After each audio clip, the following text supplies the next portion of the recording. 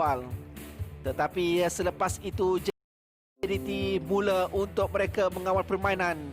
Percubaan dan juga tandukan dari Aidil Zafwan menerusi sepakan penjuru Leandro Velasquez turut gagal melepati sasaran, tetapi kemudiannya muncul Afiq Fazail meletakkan tuan rumah di depan pada minit ke-22.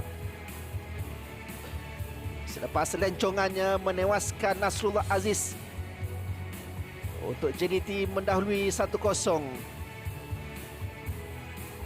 Gerak demi gerak diatur oleh JDT. Lorongan yang dilakukan oleh Afiq Fazail seminit selepas itu untuk Gonzalo Cabrera, dan kemudiannya tolakannya dari Cabrera dalam kawasan 6 meter gagal disambar oleh Diogo untuk Perak terselamat buat sementara waktu.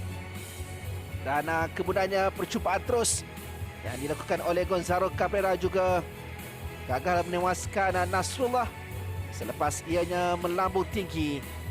Tetapi kemudiannya menyaksikan bermula dari hantaran Diogo, kombinasi di antara Gonzalo Cabrera dan juga Leandro Velasquez. Cabrera menyudahkan dengan sempurna untuk gol yang kedua bagi Harimau Selatan pada minit ke-36. Jaringan ini jelas menyemarakkan semangat anak buah Benjamin Mora untuk terus menambah jaringan. Diogo mencuba menerusi percubaan kaki kiri yang tersasar di sebelah kanan pintu gol lawan pada minit ke-40. Selepas berjaya mengatasi Syarif Fikri dan juga Rafiuddin, tetapi tidak dengan tindakan penyudahnya. Dan 4 minit berselang, tindakan yang dilakukan oleh Leandro, begitu juga dengan Rafiuddin membuat padah selepas Diogo dijatuhkan, sekaligus menghadiahkan sepakan penalti, dan ianya disempurnakan oleh Gonzalo Cabrera pada minit ke-45 untuk jaringan yang ketiga. Tambahan masa, separuh masa yang pertama menyaksikan sepakan penjuru Cabrera yang dapat ditanduk keluar, tetapi ianya sekarang singgah kepada Ramadan Saifullah yang bijak untuk melepaskan rembatan dari luar kawasan penalti, menewaskan Nasrullah untuk memastikan kelebihan buat JDT dengan 4 jaringan di separuh masa yang pertama. Perak bermula baik di separuh masa yang kedua menerusi percubaan Guillem de Paula. Namun selepas itu ceritanya banyak berkisar kepada Johor Darul Takzim.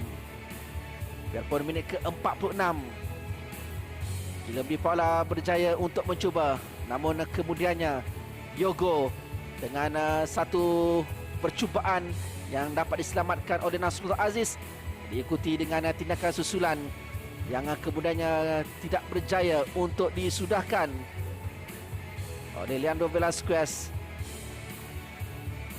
Dan Leandro sekali lagi meletakkan bola ke dalam kawasan berbahaya pada minit ke-50.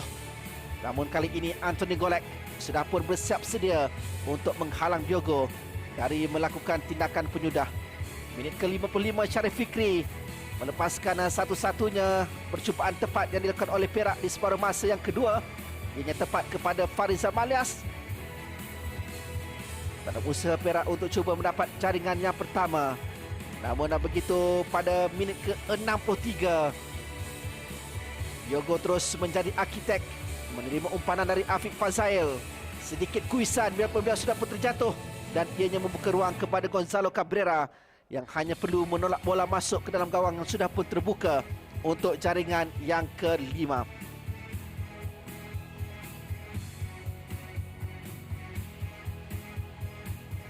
Kapkan hat-trick dari Gonzalo Cabrera, dan keberanian Safawi yang masuk selaku pemain gantian memberikan tenaga baru, memberikan suntikan kekuatan di bahagian serangan. Dengan 5 pertukaran yang dilakukan oleh Benjamin Mora tidak merubah corak permainan dan juga perjalanan Harimau Selatan.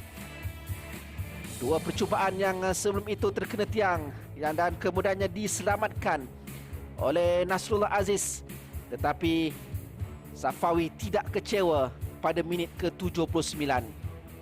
Dorongan yang dilakukan oleh Diogo melepaskan Safawi dalam kawasan penalti sebelum beliau memperdaya Nasrullah untuk jaringan yang ke-6 buat JDT. Ini merupakan jaringan pertama peribadi Safawi di pentas Liga Super dan yang kedua untuk musim ini. Dan kemudiannya seorang lagi pemain gantian, Akia Rashid, melengkapkan malam gemilang untuk Johor Darul Takzim dengan jaringan yang ke-7 pada minit ke-84. Mengatasi Amirul Azhar, begitu juga dengan Syarul Saad sebelum sepakannya menewaskan Nasrullah untuk melengkapkan pesta jaringan JDT dengan kemenangan besar 7-0 di Stadium Sultan Ibrahim. JDT dan juga Perak dalam saingan di minggu yang ke-6 ini. Sabah tewas di tangan Selangor dalam aksi yang berlangsung di Liga 1-2.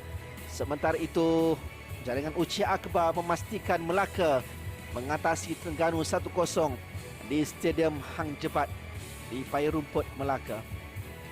Di keputusan 3 perlawanan yang berlangsung pada malam ini, sedikit sebanyak merubah kedudukan pasukan, yang mana Terengganu biarpun tewas, mereka masih lagi kekal untuk seketika di tangga yang kedua, tetapi Melaka melonjak ke kedudukan yang ketiga. Begitu juga dengan Selangor untuk mengatasi Perak yang jatuh di tempat yang kelima. Sambil itu Kedah, UiTM, Pahang dan juga Felda United antara pasukan yang boleh mencabar kedudukan Perak untuk berada di kedudukan yang kelima, dengan pasukan-pasukan itu akan turun beraksi esok. Jadi kita intai perlawanan-perlawanan yang berlangsung hari ini, terutamanya pertembungan penting di antara Melaka dan juga Terengganu.